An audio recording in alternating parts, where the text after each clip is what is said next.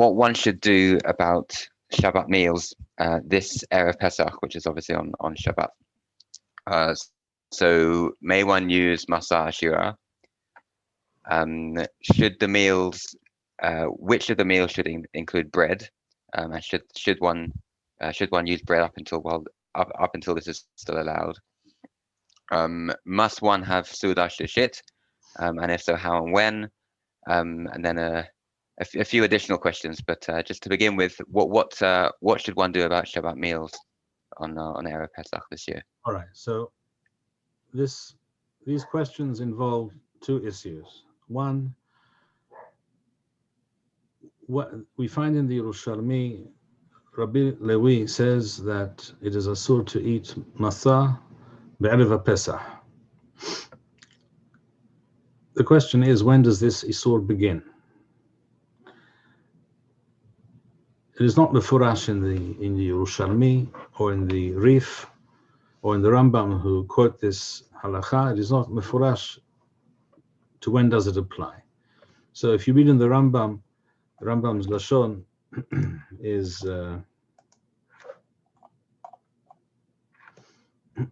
Rambam's lashon. Let me just read it to you briefly.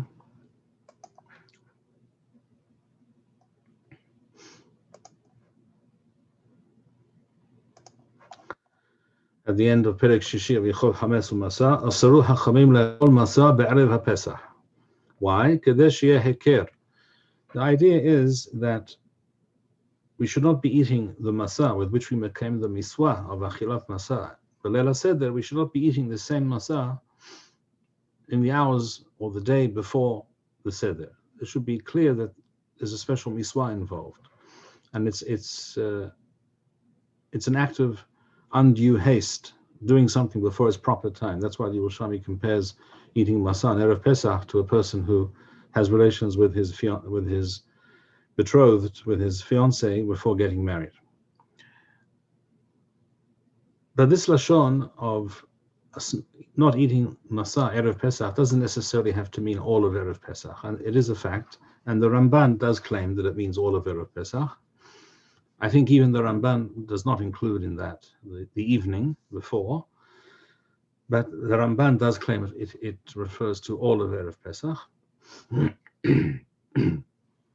But the Ran, Rabbeinu Nisim, and the Rosh, Rabbeinu Asher, both state clearly that is this only, and the Baal HaMaor also, in fact, they all saw it first in the Baal HaMaor, they all claim that the Isur is only relevant from the time of when it is no longer mutar to eat chametz. So minat Torah, that is from midday, from shesh sha'oth, which is midway between sunrise and sunset on Yud Daled B'Nisan.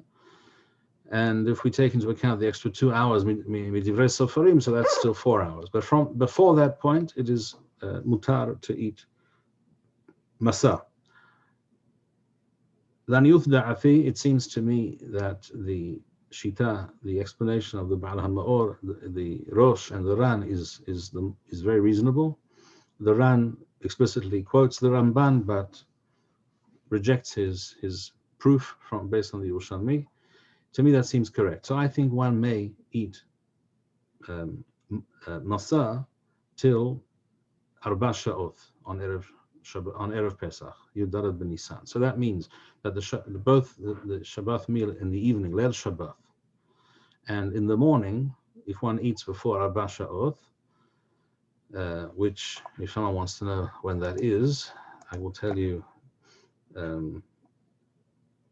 At the present time, in the Jerusalem area,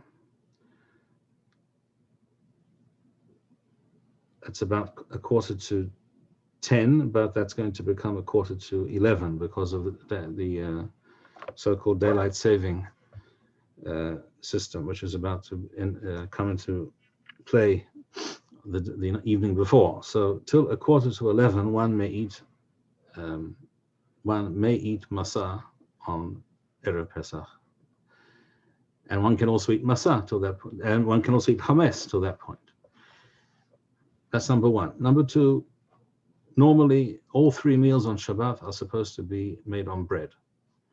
So there is no reason at all not to have the Su'udah of Leil Shabbat, the evening before the Seder, on bread, nor is there a valid reason, it seems to me, not to do so in the morning, as explained just now. The question then becomes, what about Su'udah Shalishit, which is clearly beyond the times that we mentioned before, beyond Arba Sha'ot and beyond Shesh Sha'ot. It's asur to eat Hametz at that point, certainly, Minat Torah, and therefore it's Vadai asur to eat Matzah at that point, also Midivrei Soferim. So what does one do? In the Tosafot and in the Rosh and in the Tur, it states that Rabbeinu Tam, for example, first of all, there are many Rishonim who understand that, again, this Isur of eating Matzah only refers, Erev Pesach that is, only refers to Matzah Ha'ru'uya Laset Yedei Chova, Belel HaSeder.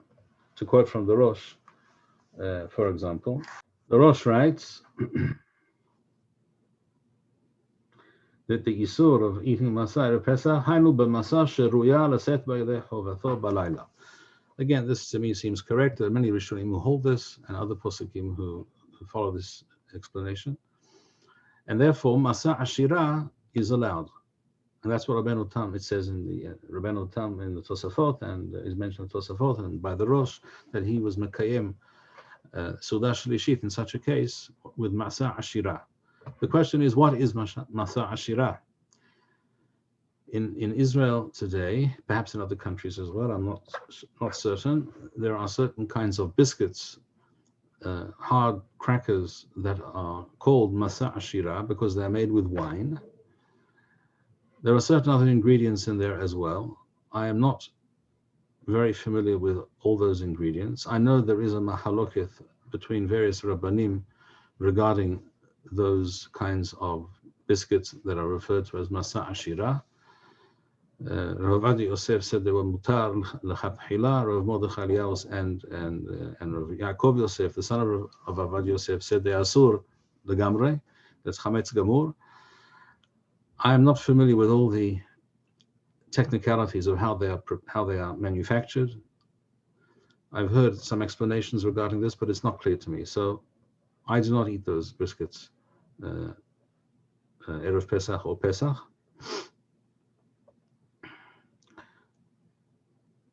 What other kind of Matzah ashira is available? I'm not actually certain. What is Matzah ashira? I can tell you. Matzah ashira is something that would be made. It seems to me the best way to make it would be, and perhaps this is what I will do this year, perhaps I will prepare a small batch of Matzah ashira for this purpose when I'm baking Matzah before Pesach. I would add a lot of eggs and oil and perhaps some wine if you want to, but mainly eggs and oil into the dough. And you could also add some honey or sugar or something like that if you want to. And this means that it's called Matzah ashira. It's no longer considered lechem oni, and therefore you're not Yotzei Yedei Chova with such Matzah on Pesach. And that you can eat, in my view, as Su'udah Shalishit. But it is true, there are some Poskim who disagree. The Ramah, for example, states, this is the general custom amongst the Ashkenazim, that one should not eat Matzah ashira at all. Not Erev Pesach and not during Pesach. And there are different discussions in Mahlokot here, which you won't go into now. So if a person does not want to eat Matzah ashira Erev Pesach, I would say the best option is to, for Su'udah Shlishit, is to make it on something like rice crackers, or rice, doesn't have to be a cracker, rice, cooked rice. Of course, if one doesn't eat kitniyot and doesn't want to hear of that, then that's not an option, obviously. But if rice is an option for you, then that's a very good option, I think. And any other food that you choose, any vegetables and could be other kinds of kitniyot, could be beans, and it could be salads, and of course it can be some fish and some meat, etc. Because of Su'udah Shlishit, we have to have Su'udah Shlishit. But one should not eat very much. One should try and keep the meal relatively small in terms of the volume of what we eat at that Su'udah Shlishit, because of the din of not entering Pesach, Leil HaSeder, when one is full and not really interested in eating. We're supposed to be interested. We're supposed to have an appetite That's why the Mishnah states, Lo yochal Adam Erev Pesachim, or Erev Pesach. There are two nushaot. Lo yochal Adam ad shetechshach. Samuch laminha, from mid-afternoon, but even before that. So on Shabbat we have a Sudah Shlishit. We have to have a Sudah Shlishit. Matzah ashira is a possibility. Rice and other kitniot are a possibility. Either way, it shouldn't be a very large meal. It should be a modest meal in terms of size. It can be nice, important types of food, lichvot Shabbat, but not too much, so that we end up having a good appetite for Matzah, misvat achilat Matzah, b'leil seder. Just if one is using rice cakes, like the Rav mentioned, or Seudat Shlishit, what about like Lechem Mishneh by the beginning? Or did I misunderstand that you should first wash and then for the latter part of the meal use rice? The only way, it seems to me, to still be able to do Lechem Mishneh for Sudah Shlishit is to have Matzah ashira, which is probably why Rabbeinu Tam and others were noheg that way, because of the inyan of, first of all, it should be a path, some kind of bread, and it should be something that you can have two loaves or two pieces, which you can say, which is like Lechem Mishneh, similar to Lechem Mishneh any other time. But because of the of the restraints and the limitations with regards to Erev Pesach Shehaliot b'Shabbat, I think it's possible not to have, as I said, not to have bread bichlal, not to have, that is to say, not to have Matzah ashira, and not to have Lechem Mishneh either at this particular meal. Doesn't the Rav hold that Seudat Shlishit can be eaten even like earlier in the day, as opposed to those that say it has to be eaten after Mincha Gedolah? And therefore, I would assume that if one wants, one could just wake up early and eat one meal, and then wait, 30 minutes or so, and then immediately eat another meal, all before 10 o'clock or 11 o'clock in the morning, whatever time, latest time. You are correct. That is possible, but practically speaking, few people are going to be able to do that, and B, willing to do that. Not many people are going to want to squeeze in shalosh se'udot before, in Israel at least, before 11:15. For most people, it's not going to work. They have to daven, they have children, they have a family, whatever.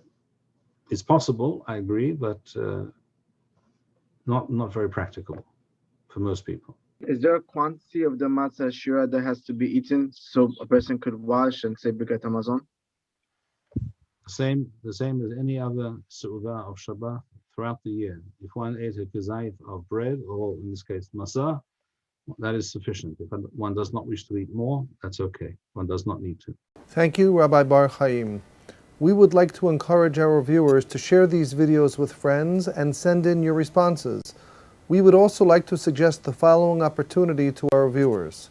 If you identify with Rabbi Bar-Hayim's message and would like to sponsor or dedicate a video interview with the rabbi in honor or memory of a loved one, if you would like to obtain Birkon Nusach Eretz Yisrael or invite the rabbi for a speaking engagement, please email us at office@machonshilo.org. If you are inspired by Rabbi Bar-Hayim's message and would like to get involved in Torah Eretz Yisrael activities in your local area, please fill out the relevant form by going to the link which appears on the screen.